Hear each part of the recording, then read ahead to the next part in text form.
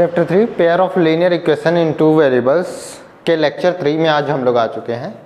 Lecture 1 में हम लोगों ने इंट्रोडक्शन देखा था pair of linear equation in two variables का, एंड उसके साथ साथ एक टेबल को देखा था हम लोगों ने जो आपके एनसीईआरटी बुक में पेज नंबर 26 न्यू बुक में पेज नंबर 26 पे गिवन है। टेबल नंबर 3.1 उसे हम लोगों ने देखा था और उनमें एक एक करके कुछ एग्जांपल्स दिए हुए थे वो देखा। एंड लेक्चर 2 में हम लोगों ने जो टेबल 3.1 के एग्जांपल्स हैं उसे सॉल्व किया था, और अब हम लोग लेक्चर 3 में एग्जांपल 1, 2 एंड 3 को सॉल्व करेंगे। बट उससे पहले मैं आप लोगों को एक छोटा सा कॉन्सेप्ट कुछ बताना चाहता हूं जो मैं इंट्रोडक्शन के टाइम पे आप लोगों को बताना भूल गया था। सो हम लोग मान सकते हैं कि ये इंट्रोडक्शन का एक पार्ट है, डेफिनेटली आप लोगों को बनना चाहिए। सो उसे ही हम लोग कवर करेंगे एंड देन आफ्टर दैट हम लोग example 1, example 2 and example 3 solve करेंगे। हेलो डियर स्टूडेंट्स, मैं कुलदीप गौतम जेके संकल्प क्लासेस में आपका स्वागत है। बहुत ही बेहतरीन एक सीरीज़ चल रहा है। इस सीरीज़ में हम लोग बहुत ज़्यादा अच्छे से डीपली कवर कर रहे हैं चीज़ों को। जिनको भी डीपली नहीं कवर करना है, सिर्फ एग्जांपल्स वगैरह पे डायरेक्ट आना है, वे स्किप कर सकते हैं। बट जिनको डीप नॉलेज चाहिए, बहुत अच्छे से पढ़ना है, डेफिनेटली मेरे सभी लेक्चर्स को 1 बाय 1 कवर कीजिए, 1 बाय 1 देखिए, एंड देन आफ्टर दैट जितने भी एग्जांपल्स हैं उनको बहुत इजीली आप लोग सॉल्व कर पाने में एबल होंगे, सक्षम होंगे। तो सो मैं नेक्स्ट देखता हूँ, कुछ छोटा सा इंट्रोडक्शन रह गया था। चैप्टर 3 का जो मेथड होता है linear equation in two variables को सॉल्व करने के, वो अलग अलग तरीके हो सकते हैं, बहुत सारे। इनमें से एक तरीका ग्राफिकल मेथड होता है जिसे मैंने आप लोगों को सॉल्व करके बताया भी है, जो टेबल 3.1 एनसीईआरटी के पेज नंबर 26 में गिवन है। उसे सॉल्व करके मैंने बताया भी है कैसे सॉल्व करते हैं। और अब जब ग्राफिकल मेथड से हट के किसी और मेथड से सॉल्व करना चाहें तो वो अलजेब्रिक मेथड एक होता है, और अलजेब्रिक मेथड को भी 3 पार्ट में डिवाइड किया जा सकता है। First part substitution method, second elimination method and third cross multiplication method. So इनमें से भी अगर हम लोग देखें, सो ये 3 पार्ट्स जो होते हैं अलजेब्रिक मेथड सॉल्व करने के, लीनियर इक्वेशन को सॉल्व करने का एक अलजेब्रिक मेथड होता है। उनमें से इन 3 पार्ट्स में से सिर्फ 2 पार्ट्स को हम लोग को कवर करना है। थर्ड पार्ट जो है वो अब आपके सिलेबस से हट चुका है, क्रॉस मल्टीप्लिकेशन मेथड। अब हम लोग सिर्फ सब्स्टिट्यूशन एंड एलिमिनेशन मेथड को सॉल्व करेंगे। सो इन सारी चीज़ों को मैं छोटा सा एक पॉइंट रह गया था जो मैं बता रहा था, आप लोगों को बताना था। यही एक पॉइंट है जो छोटा सा रह गया था, इसे मैं एक्सप्लेन कर दूँ आप लोगों को। यहाँ पे देखेंगे कि जो मेथड्स होते हैं सॉल्व करने के pair of linear equation into variables के, वो 2 method, graphical method and algebraic method. Algebraic method को भी 3 पार्ट में डिवाइड किया और 3 पार्ट में से 2 पार्ट्स को सिर्फ हम लोग कवर करेंगे। Then third part cross multiplication method हम लोग कवर नहीं करेंगे। ठीक, तो ये ग्राफिकल मेथड हम लोग देखें। ग्राफिकल मेथड से ग्राफ बना करके हम लोग सॉल्व करते हैं। सो ग्राफ जब हम लोग बनाते हैं तो 3 तरह के कंडीशंस होते थे जो आप लोगों को मैंने बताया था। एक कंडीशन ये होता है कि एक लाइन दूसरे लाइन को इंटरसेक्ट करता था, सो उनमें एक ही तरह का यूनिक सॉल्यूशन मिलता था। और दूसरा क्या था, एक लाइन दूसरी लाइन के ऊपर ही आ जाए, दैट इज एक इक्वेशन दूसरे इक्वेशन की तरह ही होता है। तो उनमें जो वैल्यूज फाइंड होते थे, जो इसके सॉल्यूशन होते थे, वो बहुत सारे सॉल्यूशन होते थे, इन्फिनिटली मैनी सॉल्यूशन। सो जो क्रॉस मल्टीप्लिकेशन में था, एक सॉल्यूशन था, यूनिक सॉल्यूशन था, इनमें इन्फिनिटली मैनी सॉल्यूशंस होंगे। एंड देन एक और पार्ट होता था, थर्ड पार्ट, जिनमें एक लाइन दूसरे लाइन को कभी भी टच ही नहीं करता था, दैट इज वो पैरेलल लाइंस होते थे, वो उनमें एक भी सॉल्यूशन नहीं होता था। इन्हीं के बेसिस पे हम लोग देखेंगे एक consistent system and inconsistent system क्या होता है। सो कंसिस्टेंट सिस्टम उनको बोला जाता है जिनमें कम से कम एक सॉल्यूशन मिलता हो और इससे ऊपर कितने भी सॉल्यूशन मिल जाए वो सब कंसिस्टेंट सॉल्यूशन कहलाता है। क्या हो रहा है? A system of simultaneous linear equation. अच्छा, एक और चीज छोटा सा बताना चाहूंगा आपको। एक सिस्टम जिसे साइमल्टेनियस लीनियर इक्वेशन बोलते हैं, किसे बोलते हैं? Pair of linear equation in two variables को ही हम लोग बोलते हैं system of simultaneous linear equation. So एक system of simultaneous linear equation is said to be consistent. Consistent उसे बोलेंगे, साइमल्टेनियस लीनियर इक्वेशन के एक सिस्टम को हम लोग कंसिस्टेंट बोलेंगे। कब बोलेंगे? जब उसके कम से कम एक सॉल्यूशन हो। और कम से कम एक सॉल्यूशन आपको पता है कि जब एक लाइन दूसरे लाइन को इंटरसेक्ट करता है तो उसे उनमें एक सॉल्यूशन होता है, और उससे ज़्यादा कितने भी सॉल्यूशन हो वो भी कंसिस्टेंट सिस्टम में आएगा। सो मैं बोल सकता हूँ कि intersecting line and coincident line दोनों के दोनों कंसिस्टेंट सिस्टम होते हैं। बस याद रखिए, ये कोइंसिडेंट लाइंस जो होता है वो कंसिस्टेंट डिपेंडेंट सिस्टम होता है। ये कोइंसिडेंट लाइन को अलग से हम लोग बोल सकते हैं कंसिस्टेंट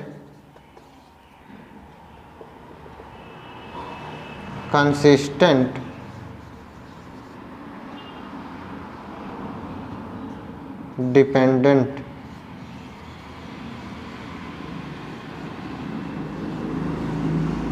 सिस्टम।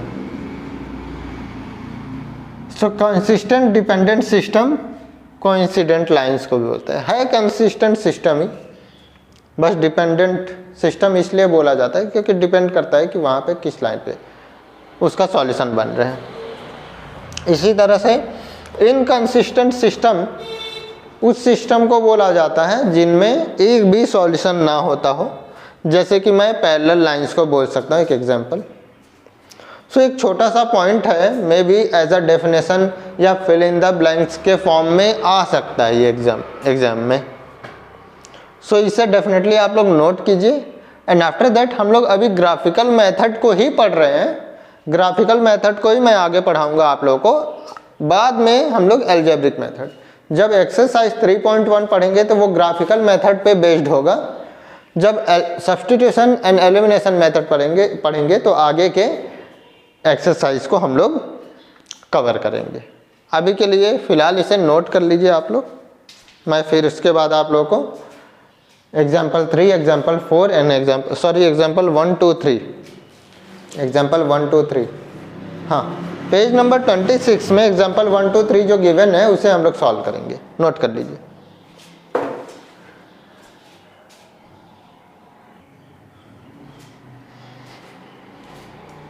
सो अब एग्जाम्पल नंबर फर्स्ट में हम लोग आ चुके हैं। एग्जाम्पल फर्स्ट को सॉल्व करेंगे उससे पहले क्वेश्चन समझ लेते हैं क्या है। क्वेश्चन बोल रहा है check graphically whether the pair of equation this and this is consistent. Check करना है कि ये कंसिस्टेंट है कि नहीं। ग्राफिकली वो भी चेक करना है।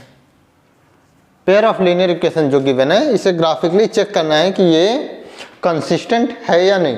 अभी अभी मैंने आप लोगों को कंसिस्टेंट एंड इनकंसिस्टेंट के लिए एक डेफिनेशन बताया। सो उसी पे बेस्ड है ये क्वेश्चन। हम लोग देखेंगे अगर वो कंसिस्टेंट है, if so solve them graphically उनको सॉल्व करना है। तो अगर सॉल्यूशन देखें तो सॉल्यूशन कैसे करेंगे, ये इक्वेशन गिवन है, ठीक है। और इस इक्वेशन के लिए, हर एक इक्वेशन के लिए अलग अलग टेबल हम लोग बनाएंगे। पहले इक्वेशन के लिए इधर ये पार्ट है एंड सेकेंड इक्वेशन के लिए ये part. So table for equation 1 के लिए अगर हम लोग बनाना स्टार्ट करें तो उससे पहले हम लोगों को फाइंड करना होगा y की value. x + 3y = 6, 3y is equal to 6 minus x, y is equal to, ये क्या हो जाएगा, मल्टीप्लाई है तो 6 minus x whole divided by 3। आप लोगों को पता है कि कैसे सॉल्व होता है ये। अब हम लोग वैल्यू पुट करेंगे, x की वैल्यू लेंगे अलग अलग तरीके से।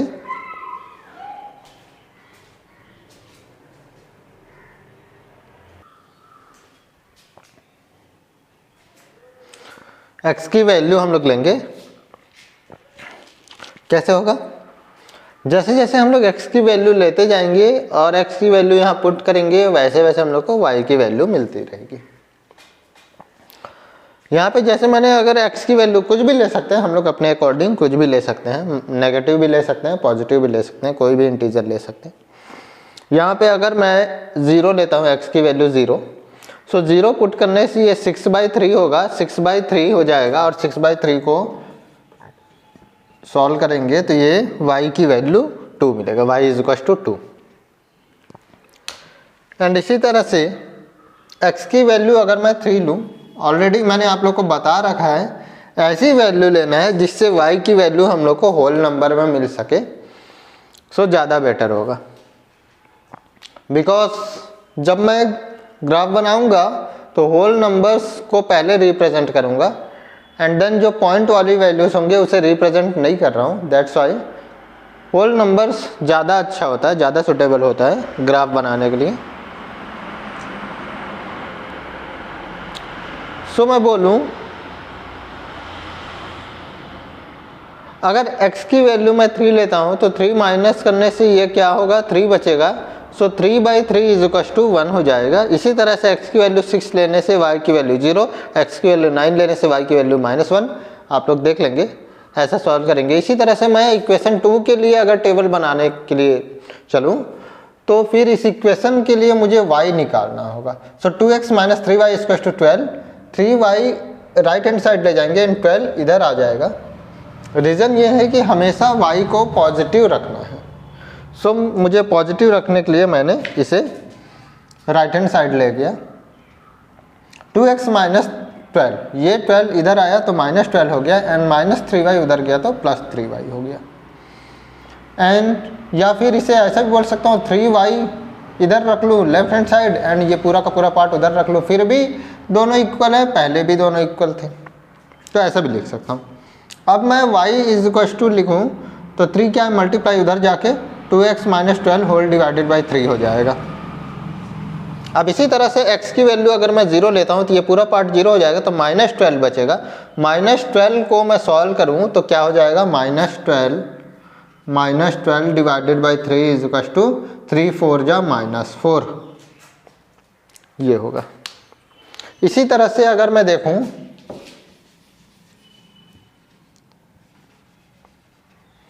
x की वैल्यू 3 लेता हूँ, x की वैल्यू 3 लेता हूँ तो ये 3 2 जा 6 होगा, 6 माइनस 12 -6 होगा, -6 डिवाइडेड बाई 3 -2 आ जाएगा ये।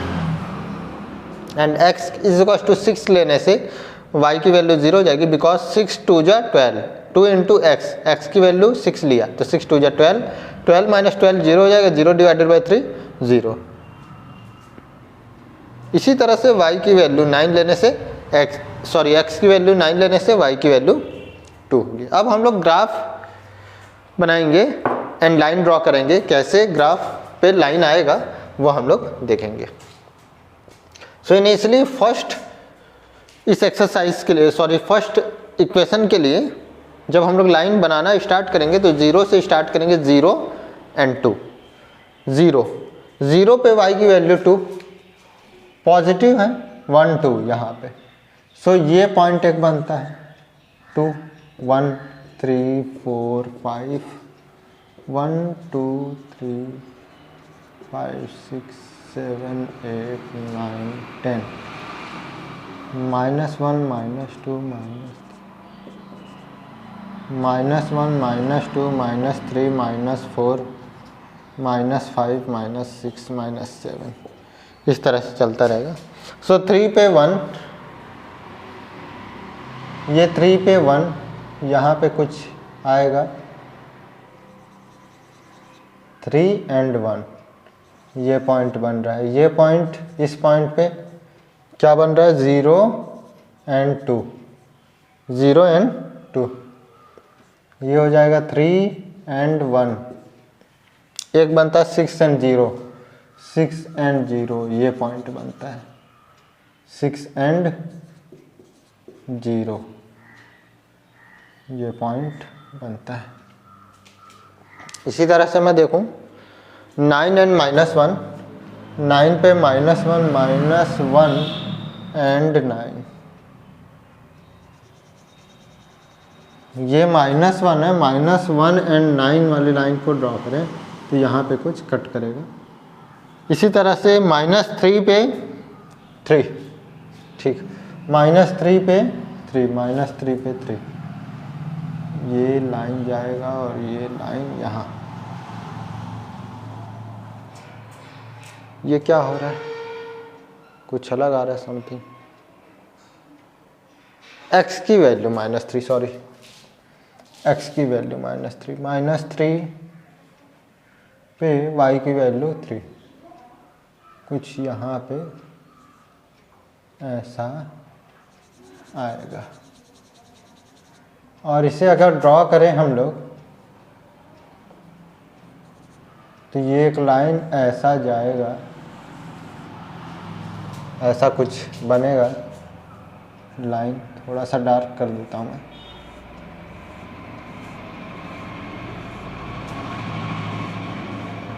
तो ये जो लाइन बना ये किस इक्वेशन के लिए बना, 2x + 3y = 6, ये जो बना x + 3y = 6, इसके लिए बना। सेकेंड लाइन अब हम लोग सेकेंड इक्वेशन के लिए देखेंगे। 0 पे -4, 0 पे -4, यहाँ पे ये पॉइंट आ जाएगा, ये पॉइंट आ रहा है 0 पे -4। सो मैं लिखता हूँ 0 पे -4, ये क्या था 9 पे -1, ये क्या था -3 पे 3, ठीक। अब नेक्स्ट 3 पे -2, 3 -2, यहाँ पे कहीं ये 3 -2, ये पॉइंट। इसी तरह से 6 पे 0, तो 6 पे 0 को तो ये है, ये ऑलरेडी है 6 पे 0। ये पॉइंट इस लाइन के लिए भी 6 पे 0 एंड इस लाइन के लिए भी 6 पे 0 आ रहा है, ठीक। सो यहाँ पे हम लोग देख सकते हैं 6 पे 0 दोनों लाइन पे आ रहा है। सो यहाँ पे 6 and 0 पॉइंट पे कट करेगा ये लाइन एक दूसरे को।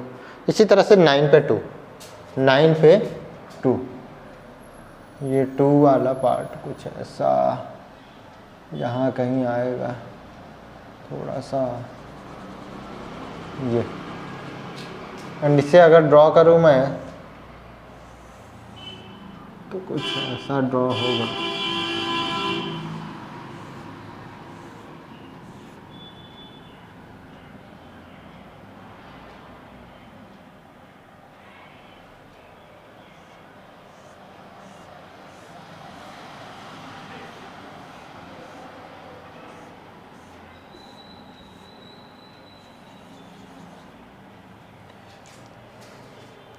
ज़ीरो पे -4 एंड 3 पे -2 एंड 9 पे क्या था 2। सो ये लाइन ड्रॉ हुआ और ये जो लाइन है वो किस इक्वेशन के लिए है 2x - 3y, 2x - 3y = 12, इस इक्वेशन के लिए। सो इस तरह से हम लोग ग्राफिकली इसे सॉल्व कर पाएंगे। ये दो लाइन एक दूसरे को इंटरसेक्ट कर रही है। सो इंटरसेक्टिंग लाइंस जो होती हैं उनमें कितने सॉल्यूशन होते हैं, एक ही सॉल्यूशन होता है, यूनिक सॉल्यूशन होता है। दोनों इक्वेशन के लिए एक सॉल्यूशन है, x की वैल्यू 6 एंड y की वैल्यू 0, सो दैट ये सॉल्व कर पाएंगे हम लोग दोनों इक्वेशंस। आप लोग वैल्यू पुट करके देख लीजिए, x एंड y की वैल्यू पुट कीजिए। x की वैल्यू क्या है, x की वैल्यू 6 है, 6 यहाँ रख लिया, y की वैल्यू 0 है, तो 6 प्लस 3 इंटू 0, ये 0 हो जाएगा, तो 6 इज इक्वल टू 6, दोनों पार्ट इक्वल हो गए, मतलब ये सॉल्यूशन है। ठीक, इसी तरह से इस पे हम लोग देखें तो ये क्या हो जाएगा, 6 एंड 0 पुट करते हैं हम लोग, तो 6 2 जा 12 एंड ये 0 रखेंगे तो ये पूरा पार्ट 0 हो जाएगा, 12 इज इक्वल टू 12। तो इस तरह से देख सकते हैं ये दोनों इक्वेशंस के लिए 6 एंड 0 यूनिक सॉल्यूशन बनता है।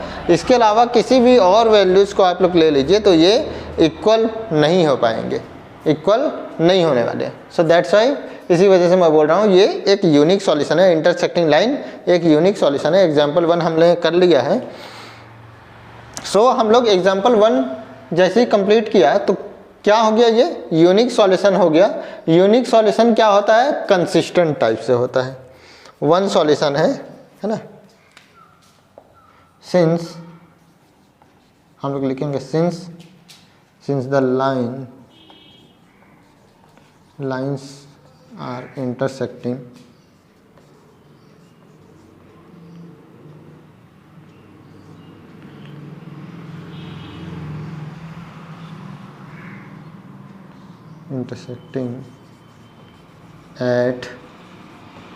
at the point,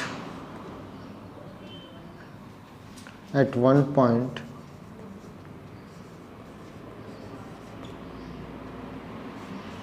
6 and 0, therefore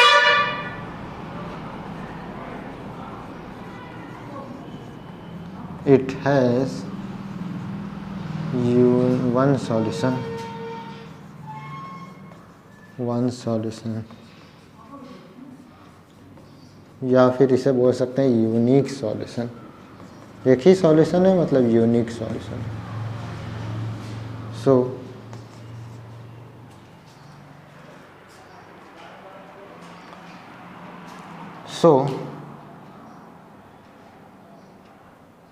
So the pair of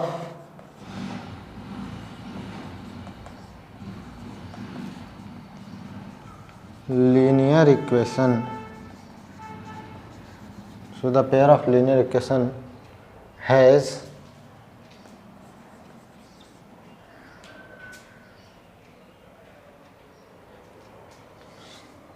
is consistent.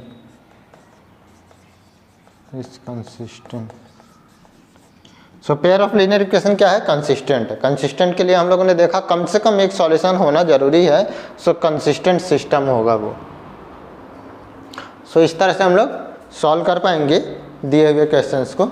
Definitely आप लोगों को इसे सॉल्व करना चाहिए। आई होप बहुत अच्छे से समझ में आया होगा। इसे नोट कर लीजिए आप लोग, फिर इसके बाद एग्जाम्पल 2 हम लोग सॉल्व करेंगे। नोट कीजिए।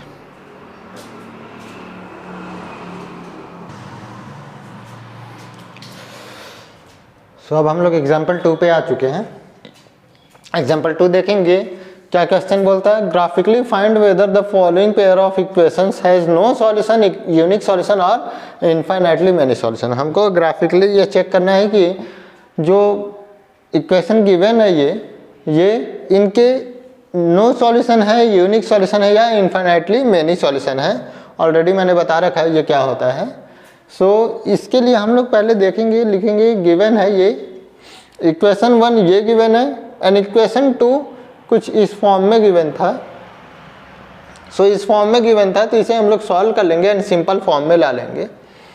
सो करेंगे क्या, इसके लिए हम लोग ये 3x को 3x/1 ले लिया एंड इन सभी पार्ट्स को एज इट इज़ वैसे ही लिख लिया। अब इसे सॉल्व किया, एलसीएम लिया तो 5 आया। सो 1 5 जा 5 तो 3 5 जा 15x माइनस ये सेम 24y आ जाएगा प्लस 3। बिकॉज एलसीएम 5 है तो यहाँ पे 5 1 जा 1 5 1 जा 5 1 जा में जा रहा है तो यहाँ भी 1 मल्टीप्लाई होगा तो 24y ही हो जाएगा। यहाँ भी 1 मल्टीप्लाई होगा तो 3 ही हो जाएगा। सो अब इसे सॉल्व करेंगे हम लोग। तो यहाँ से हम लोग 3 कॉमन ले सकते हैं इन सभी पार्ट से। 3 कॉमन लिया तो 3 5 जा 15x, 3 8 जा 24y एंड 3 1 जा 3। ये इक्वेशन आ रहा है और ये 5 यहाँ मल्टीप्लाई हो जाएगा जाके, ये 0 से मल्टीप्लाई होगा तो 0 हो जाएगा। एंड 3 कॉमन लिया था, 3 उधर जाकर डिवाइड होगा 0 से तो ये पूरा पार्ट भी फिर से 0 हो जाएगा। बचेगा क्या, 5x minus 8y plus 1। 5x minus 8y plus 1 is equal to 0। So ये मैं बोल सकता हूँ कि ये पूरा पार्ट क्या हो गया, 0 हो गया। ये इक्वेशन 2 बनता है। और अगर अब हम लोग देखें इक्वेशन 1 एंड इक्वेशन 2, तो दोनों इक्वेशन क्या है, सेम है। सो सेम इक्वेशन के लिए हम लोग बोलेंगे a1 by a2 is equal to b1 by b2 is equal to c1 by c2। सभी इक्वल हैं, तो मैं बोल सकता हूँ कि ये कोइंसिडेंट टाइप का लाइन होगा। सो इसका सॉल्यूशन, इनमें कितने सॉल्यूशन मिलेंगे, मतलब एक लाइन दूसरे लाइन के ऊपर आ जाएगा, कोइंसिडेंट लाइन आ जाएंगी। और कोइंसिडेंट लाइन में मैंने आप लोग को बता रखा है कि इनमें इन्फाइनाइटली मेनी सॉल्यूशन होता है। सो यहाँ पे हम लोग देख सकते हैं इन्फाइनाइटली मेनी सॉल्यूशंस हम लोग को मिलेंगे। सो इसके लिए पहले हम लोग टेबल बनाना स्टार्ट करें। टेबल जब बनाएंगे तो इस इक्वेशन को सॉल्व करते हैं एंड y पार्ट हम लोग निकालते हैं। 5x minus 8y plus 1 is equal to 0। अच्छा, यहाँ पे क्या लिखा हुआ है, clearly equation 2 is same as equation 1। Equation 2 जो है वो इक्वेशन 1 की तरह same, therefore the lines will be coincident type. Lines जो होंगे वो कोइंसिडेंट टाइप के होंगे, मतलब एक लाइन दूसरे लाइन के ऊपर आ जाएगा, सेम होगा। सो इसे आप सॉल्व करें हम लोग, 5x minus 8y plus 1 is equal to 0। So 8y right hand side चला जाएगा, पॉजिटिव लेने के लिए राइट हैंड साइड चला गया एंड बचा हुआ 5x प्लस 1 इधर रह गया। अब मैं चाहूँ तो इस पार्ट को पूरा इधर लिख लूँ और 8y को इधर लिख लूँ, सो दैट y की वैल्यू मैं फाइंड कर सकूँ। पहले भी दोनों इक्वल थे, अभी भी दोनों इक्वल है दोनों part. So 8y is equal to 8 multiply था, वहाँ जाके 5x प्लस 1 डिवाइडेड बाई 8 हो जाएगा, होल डिवाइडेड बाई 8। अब यहाँ से हम लोग एक टेबल इसकी बनाएं तो कुछ इस फॉर्म में बनेगा। एंड सिंस ये कोइंसिडेंट टाइप का है, कोइंसिडेंट टाइप की लाइंस आएंगी, तो दो ही वैल्यू हम लोग लेते हैं। वैसे तो किसी भी लाइंस के लिए किसी भी टाइप, कोइंसिडेंट टाइप हो या फिर पैरेलल टाइप हो या फिर कुछ और भी हो, सभी के लिए दो ही वैल्यूज़ काफ़ी होती हैं x एंड y की। बट फिर भी मैंने आप लोगों को कई सारी वैल्यूज़ ले करके सॉल्व करके बताया। सो अब हम लोग देखें x की वैल्यू -5 है। सो x की वैल्यू 1 2 3 4 5, -5 यहाँ पे आता है। सो x की वैल्यू -5 है, y की वैल्यू -3 आ रही है। इसके अलावा और भी कोई सी वैल्यू हम लोग लेते हैं तो ये होल नंबर नहीं आएगा, y का वैल्यू इंटीजर, कंप्लीट इंटीजर के फॉर्म में नहीं आएगा, रेशनल नंबर के फॉर्म में आ जाएगा। सो रेशनल नंबर के फॉर्म में नहीं रखना है हम लोग को। कोशिश कीजिए कि ये होल नंबर या फिर एक इंटीजर के फॉर्म में ही रहे। सो यहाँ पे देखेंगे हम लोग -5 रखने से -3 आ रही है इसकी वैल्यू। आप लोग वैल्यू पुट करके देख लीजिए। अगर मैं यहाँ पे y is equal to 5x plus 1 divided by 8 solve करूँ तो 5 इंटू -5 प्लस 1 डिवाइडेड बाई 8, इसे सॉल्व करेंगे तो क्या हो जाएगा, -25 प्लस 1 डिवाइडेड बाई 8 क्या हो जाएगा, -24 डिवाइडेड बाई 8। सो -3 आ जाएगा, -3 आ रहा है। इसी तरह से अगर x की वैल्यू मैं 3 रखूँ तो y की वैल्यू क्या मिलेगा मुझे, y की वैल्यू मुझे मिलने वाला है 2। सो इसे मैं वैल्यू पुट करके आप लोग को दिखाता हूँ कैसे आ रहा है। सो 5 इंटू y की वैल्यू 3, x की वैल्यू 3 प्लस 1 डिवाइडेड बाई 8, 5 3 जा 15 plus 1 divided by 8 is equal to 16 by 8 is equal to 2। So 2 आ रहा है। सो -5 एंड 3 के बीच में कोई भी ऐसा नंबर नहीं है जिससे हम लोग को एक कंप्लीट रेशनल या होल नंबर मिल सके, ऐसा कोई भी नंबर नहीं है। अगर आप लोग इंटीजर या होल नंबर मिल सके, अगर हम लोग -3 एंड 5 के बीच में कोई और भी डिजिट को लेते हैं, किसी और भी डिजिट को लेते हैं तो क्या हो जाएगा, ये रेशनल फॉर्म में हम लोग को मिलेगा। और रेशनल फॉर्म में ग्राफ में सॉल्व करना थोड़ा सा दिक्कत होने लगता है। सो इसे मैं हटा रहा हूँ, मैंने दिखा दिया कैसे सॉल्व किया। अब मैं ग्राफ में लाइंस ड्रॉ कर रहा हूँ, है ना। सो क्या हो जाएगा, -5 पे -3, -5 पे -3, 1 2 3 -3, ये दोनों अगर मैं देखूं तो कुछ यहाँ पे ये पॉइंट बनेगा, थोड़ा सा नीचे जा रहा है। ये पॉइंट बनेगा। यहाँ से ये -3 -5, -5 पे -3, ठीक। फिर इसके बाद मैं देखूँ 3 पे क्या जाएगा, 3 पे 2, 1 2 3, ये 3 है, 3 पे 1 2, ये 2, ये 2, ये 3। यहाँ पे अगर मैं देखूँ तो कुछ ऐसा पॉइंट बनेगा, और इस तरह से इन दोनों पॉइंट्स को अगर मिलाऊँ मैं तो कुछ ऐसा जाएगा, 0, कुछ ऐसा, ये लाइन कुछ ऐसा ड्रॉ होगा, या फिर थोड़ा सा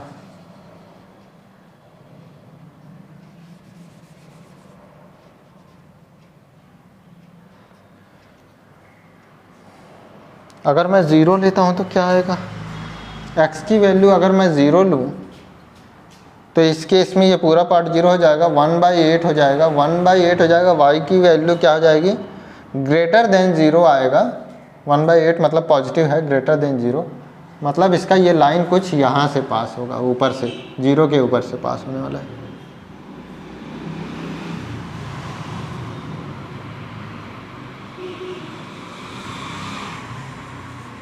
यहाँ पे मेज़रमेंट एग्जैक्टली ठीक नहीं होता है, इसलिए थोड़ा सा लाइन इधर उधर हो सकता है।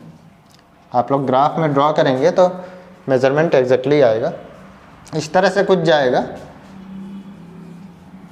सो ये किस पॉइंट पे है, -5 पे -3 एंड 3 पे 2।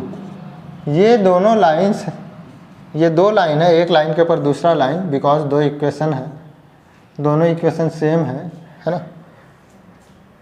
ये किस इक्वेशन के लिए है, 5x - 8y + 1 एंड दूसरा जो इक्वेशन है वो भी 3x - 24/5y + 3/5 के लिए भी यही लाइन है, बिकॉज ये इक्वेशन है, मैं लिख नहीं रहा हूँ, आप लोग समझ जाइए। सो इस तरह से ये पूरा बनता है। तो मैं क्या बोल सकता हूँ, since here the line is coincident,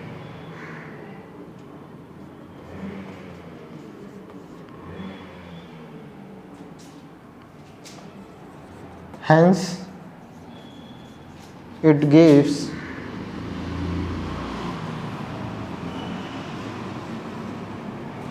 infinitely many solutions.